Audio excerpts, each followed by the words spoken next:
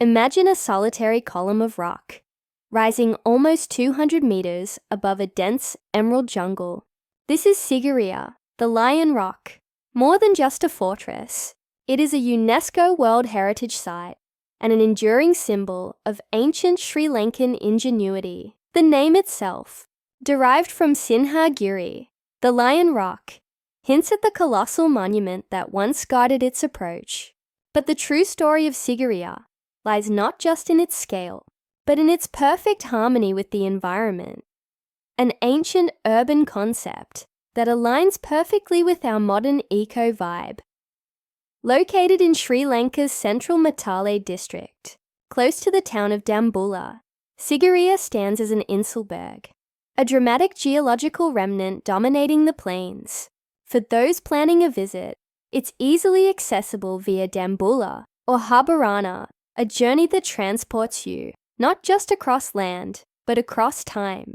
Let's unlock the secrets of this sky palace and see how a civilization from the 5th century CE pioneered principles of sustainability we are only now trying to rediscover. Our journey begins at the very base, in what many consider the earliest and most sophisticated landscaped gardens in Asia, if not the world, the Sigiriya Water Gardens. Here is where the genius of ancient Sri Lankan hydraulic engineering is fully revealed. This entire system, the pools, the surface fountains, the winding streams, operates entirely on gravity and pressure. Think about that. 100 years ago, without electricity, they were designing systems that could power fountains. They engineered underground conduits and cisterns to channel rainwater collected from the reservoir above the gardens. The water flow was controlled using basic hydraulic principles, creating pressure through a change in elevation, a marvel of macro and micro hydraulics seamlessly integrated. The water gardens served a dual purpose. Aesthetically, they were a royal pleasure park, creating a cool microclimate in the dry zone. Functionally, they formed the first layer of the city's defense, flanked by 2 formidable moats, fed directly by the same gravity-powered system. The strategic use of water as both a defense mechanism and a recreational resource is a testament to the efficient, multifunctional urban planning of the era. This ancient design holds a vital lesson for us today: the power of sustainable water management, focusing on rainwater harvesting and natural pressure systems instead of high-energy pumps. It's the ultimate eco-vibe tip from the 5th century. Moving beyond the symmetrical elegance of the water gardens, we enter the boulder gardens and the tiered terraces. Sigiriya was designed not as a single palace, but as a complete city complex, utilizing 3 distinct sections: the water gardens, the boulder gardens, and the summit palace. The boulder gardens demonstrate a remarkable appreciation for the natural landscape. Instead of destroying the environment, King Kashyapa's architects integrated the massive, natural granite boulders into the design, using them as foundations for rock shelters and meditating caves, which were used by Buddhist monks even before the royal city was built. The sheer cliffs demanded ingenuity. The architects built a network of retaining walls and stairways on the steep slopes. A brilliant use of terracing to create stable platforms for pathways and structures. This technique not only ensured stability against erosion, but also made the formidable climb manageable, albeit challenging. The entire lower precinct, stretching over 130 hectares, was fortified by the massive ramparts and moats we saw earlier. This deliberate interlocking of man-made, geometric forms with the surrounding natural terrain is what sets Sigiriya apart. It wasn't about dominating nature. It was about coexisting with it. The main pathway up the rock takes us to the sheltered gallery, home to one of the most celebrated artistic legacies in Sri Lanka, the Sigiriya frescoes. These stunning paintings of heavenly maidens, known locally as the Sigiriya damsels, offer a glimpse into the courtly life and aesthetic sensibilities of King Kashyapa's time.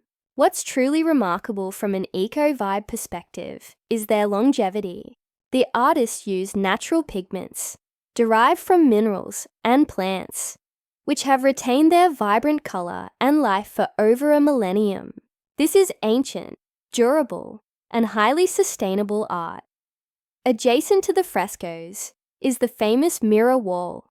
Originally, this massive brick wall was covered in highly polished plaster, a mix possibly involving polished lime, egg white, and honey, so reflective that the king could see his own image as he walked past. But it's what's written on the wall that captivates historians. Over the centuries, visitors to Sigiriya etched their thoughts, feelings, and poems into the surface.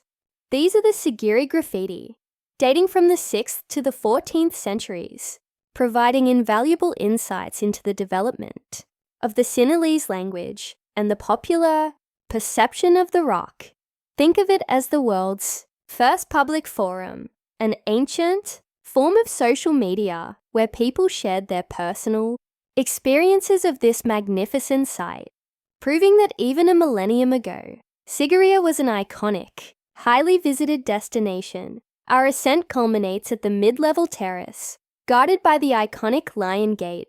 Today, only the colossal paws remain, but they frame the final staircase, hinting at the true scale of the structure that once stood here. A gigantic, seated brick lion, whose mouth served as the entrance.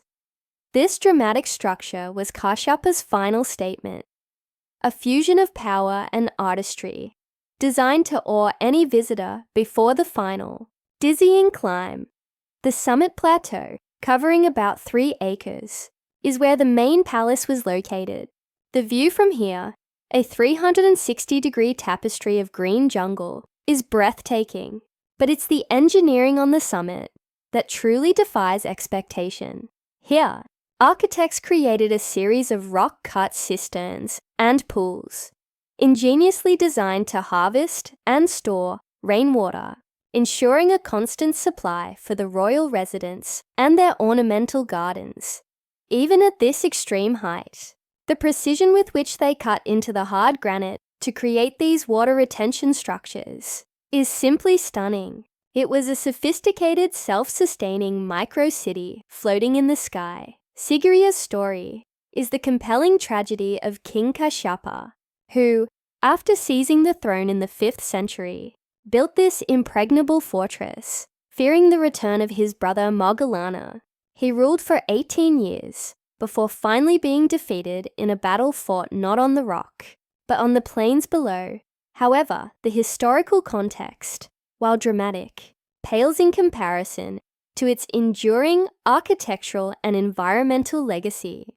Sigiriya shows us that ancient civilizations were capable of highly sophisticated integrated design, combining defense, water management, landscaping, and architecture into one harmonious, self-sufficient system. The lesson of the Lion Rock is clear. True innovation lies in working with nature, not against it. Its principles of gravity-fed water systems, natural defense, and non-toxic materials are powerful guidelines for our modern pursuit of sustainability. Sigiriya remains a timeless masterpiece, whispering the secrets of an ancient eco-vibe. We hope this journey inspires you to protect and cherish our world heritage.